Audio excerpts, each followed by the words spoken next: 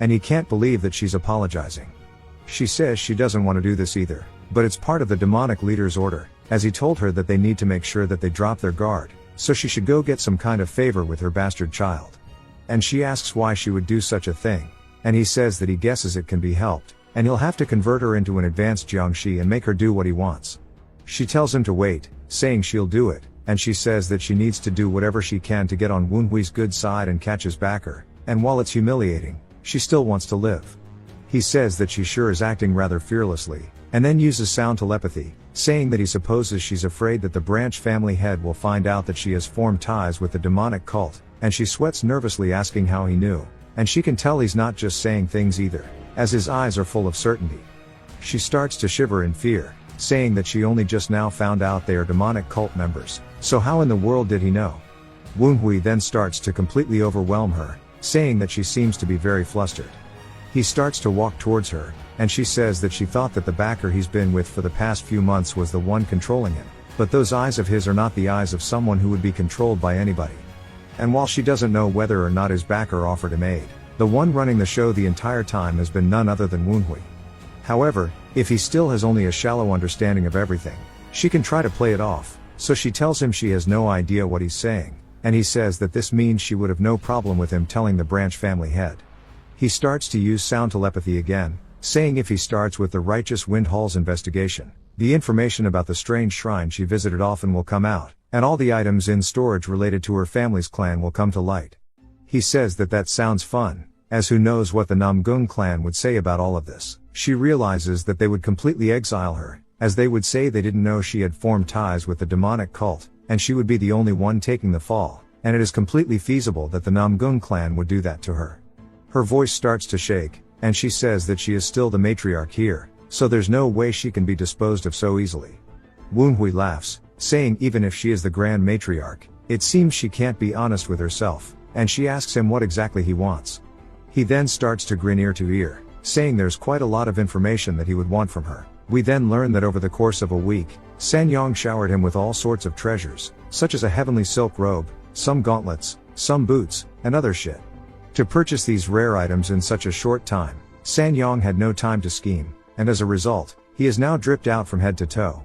He says that the Namgung clan is really rich, and even after extorting so much, they still have a lot left. The ghost boys say that it must be pretty nice to be covered head to toe in such rare items, and that she must be close to bankruptcy. They say she's a fool for picking a fight with the junior lord, and Wenhui says they shouldn't be the ones to talk, as they did the same thing. But these items will definitely help a lot. But this is the most important thing he's got, as he pulls out a green orb, and they can immediately tell it has a lot of poison energy, asking what it is. He says it's a medicine he created by mixing some wilting fungus and toxic flame herb with white life oil. They say that looks like actual poison, asking if he's attempting to level his Venom Dragon Essence art to 6-star. Wenhui smiles, saying that's right, as he's going to open up his middle dantian and rise to the peak stage. As he heads outside, he says that the wilting fungus is often used as an ingredient in elixirs, but incorrect usage can make the toxic fungus grow and kill you from the inside out. To enhance that toxic growth, he combined it with a toxic flame herb and white life oil, making this pill's properties incredibly poisonous. For someone who practices the Venom Dragon art, there is no better elixir. The ghosts say they understand his intentions, but it might be too poisonous even for him, asking if he's sure he can handle it. He sighs, saying that's why he also procured this, which is the divine Azurite medicine, an elixir said to boost one's inner energy, which was made by the divine doctor of life and death. He swallows it, saying he'll first use this to level up his inner energy, and now that he has pure energy flowing through his mind, it is time for him to use the next thing, which is the wilting fungus thing he made. As the elders said, the poison would normally be impossible to digest. With his Venom Dragon art being at the level it is, he will surely experience intense and sufferable pain unlike anything he has ever felt before. As we see it swirling around his lower dantian as he is slowly starting to absorb it, he screams out in pain while making a strained face. The poison key starts to erupt from his body, sending the ghost flying backwards, and they can't believe it's exuding so much, asking Wenhui if he's okay.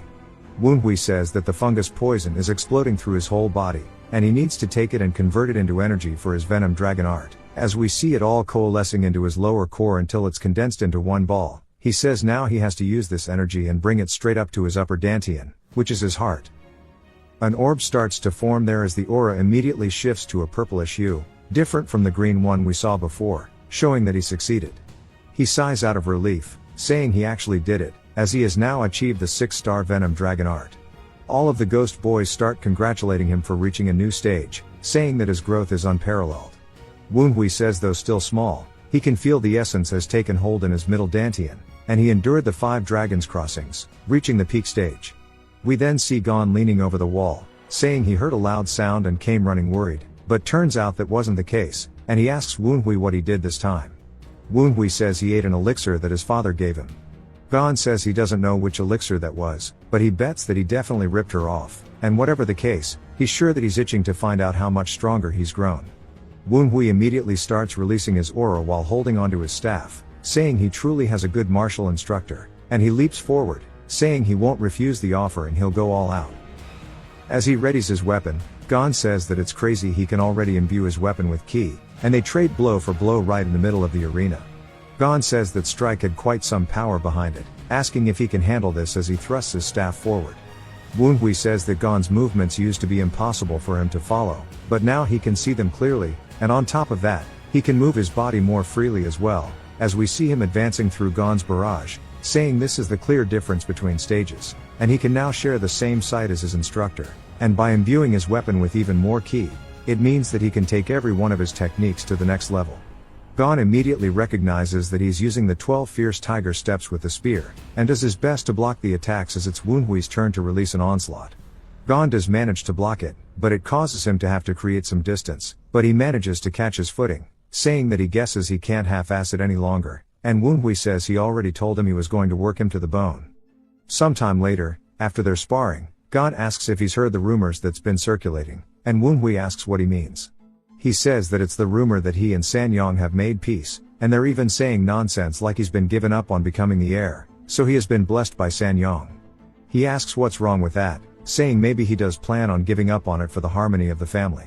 Gon asks if he even knows what that word means, saying that the rumor stems from all of the gifts she is giving him, but he knows that no such thing could happen between them.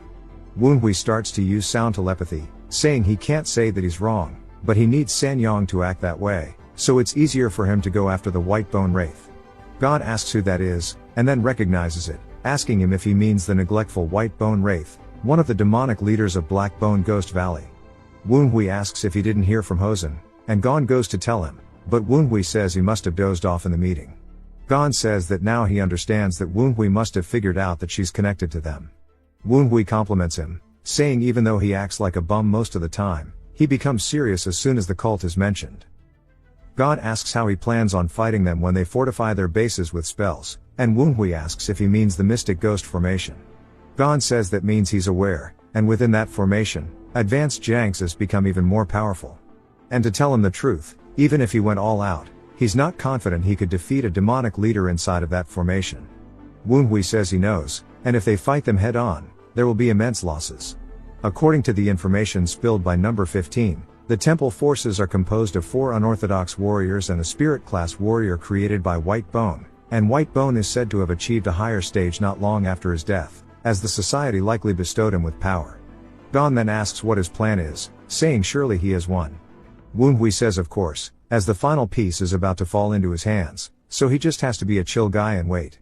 That night, we see Sanyong begging for him to save her on her knees, and he says that since she's here in the middle of the night, a bystander might assume that he's the one trying to kill her, and he can see that she's having a hard time, thanks to both the temple and the Namgung clan.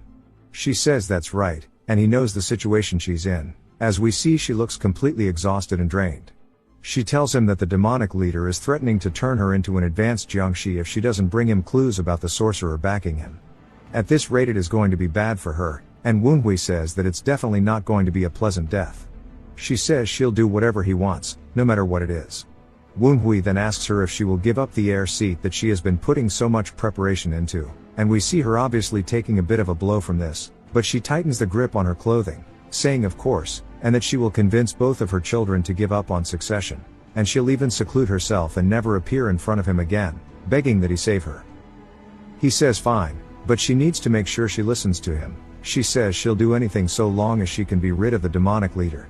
Woonhui then smiles, saying this is what he wanted, and that there is something else he needs her to prepare for, The final piece is up to Woonhui, as he needs to pull a Luigi Mangione on White Bone. If you've watched till the end, comment, "Sock," to let me know. Subscribe for more videos like this, leave a like or a comment to help the channel out. Thanks for watching.